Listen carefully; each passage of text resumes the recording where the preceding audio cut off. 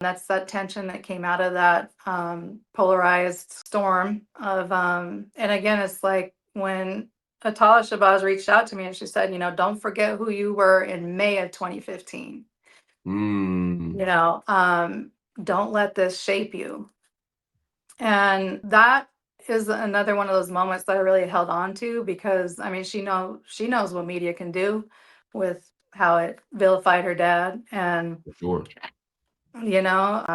we flew there because the Khorasan legislative panel wanted me to talk to their group about like their initiative of creating a non-racial South African society, because even though after apartheid has ended, there's, somewhat more equity and inclusion, it's still very racialized in terms of forms and other things. So how do you find new solutions with old vocabulary?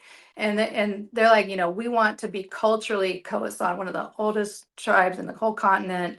We want to be able to claim that and not have to be like, I'm just black, like with Zulu and like everybody else. Again, like Malcolm X. I don't want to keep going back to Malcolm, but honestly, like he said, like what, if the lie is more entertaining than the truth, people are going to focus on that. And again, at the end of the day, I say, like, don't abandon yourself. Don't abandon the people that you love. And, if you can help somebody, do that, because I think that we can all be part of growth and part of advocacy. Like people are like, I just can't do anything because I don't have money, or I don't have this, or I don't have that. You have your time, you have your energy.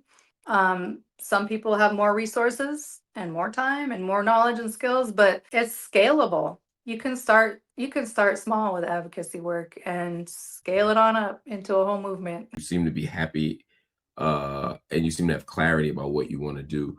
What allowed you to get there? Well, I seem to be like a serial volunteerist. This is all work that doesn't pay, like somehow I always come back to finding the most fulfillment in jobs. Like I'm technically a unpaid employee of the University of Arizona as a master gardener, but like it's just like that community involvement, that advocacy work just ends up feeding my spirit more than anything else. And then I have to find something to sustain, to kind of pay for my habit, or just support the bills while I am able to give to the community.